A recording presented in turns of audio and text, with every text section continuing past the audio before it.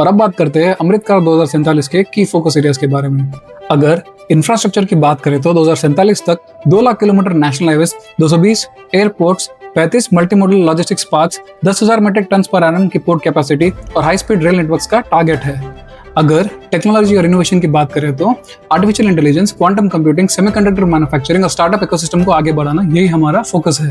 और अगर green economy की बात करें तो 2030 तक 500 गीगावाट रिन्यूएबल एनर्जी प्रोड्यूस करने का टारगेट है। 2047 तक 90% पोर्ट्स की एनर्जी रिन्यूएबल होगी। ग्रीन हाइड्रोजन, सोलर एनर्जी और इलेक्ट्रिक व्हीकल्स, ये सब मेन स्ट्रीम होगा।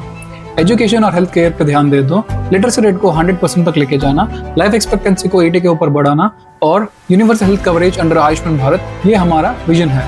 और मैन्युफैक्चरिंग पे ध्यान दे दो, मेक इन इंडिया को और स्ट्रॉन्ग करना, PLI स्कीम से मैन्युफैक्चरिंग को बूस्ट करना और डिफेंस और स्पेस के इंडस्ट्रीज को आत्मनिर्भर बनाना, ये हमारा विजन है। और इस अमृत काल में स्पेशल फोकस एक चीज पर होगा, मैरीटाइम अमृत काल विजन 2047। ये चीज बहुत ज्यादा इंपॉर्टेंट है क्योंकि भारत के 95% ट्रेड वॉल्यूम और 70% ट्रेड वैल्यू सी रूट से आती है। 75 to 80 लाख करोड़ का इन्वेस्टमेंट किया जाएगा पोर्ट्स, शिपिंग और इनलैंड वाटरवेज में, और 6 नए इंटरनेशनल क्रूज टर्मिनल्स भी बनाए जाएंगे। और साथ ही ग्रीन शिपिंग पे ध्यान दिया जाएगा, जहां पर मेथनॉल फ्यूल वेसल्स और हाइड्रोजन बंकरिंग पे गौर किया जाएगा। साथ ही शिप रिसाइकलिंग में वर्ल्ड में नंबर 1 बनने का सपना भी है। इन सारी बातों से एक चीज क्लियर है कि भारत अपने 7,500 किलोमीटर की कोस्ट लाइन का फुल यूज करेगा और मैरीटाइम सुपर हाउस बनेगा। और दोस्तों, डेवलपमेंट तब तक मीनिंगलेस है जब तक सबका डेवलपमेंट ना हो।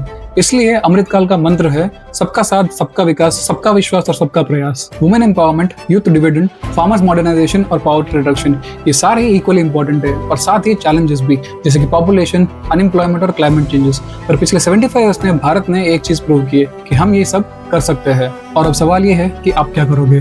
अगर आप स्टूडेंट हो तो सीखो और इनोवेट करो। अगर आप प्रोफेशनल हो तो अपने काम में एक्सेलेंस लो। अगर आप एंटरप्रेन्योर हो तो मेक इन इंडिया को सपोर्ट करो।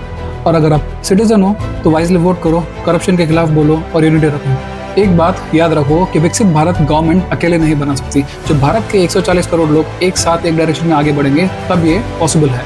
2047 के भारत का मतलब है zero poverty, 100% literacy, world class infrastructure, $30 trillion economy और सस्टेनेबल एनवायरनमेंट। ये सिर्फ एक सपना नहीं, ये एक संकल्प है। अमृत काल एक अपॉर्चुनिटी है, इसे वेस्ट मत करिए। Together let's make it happen.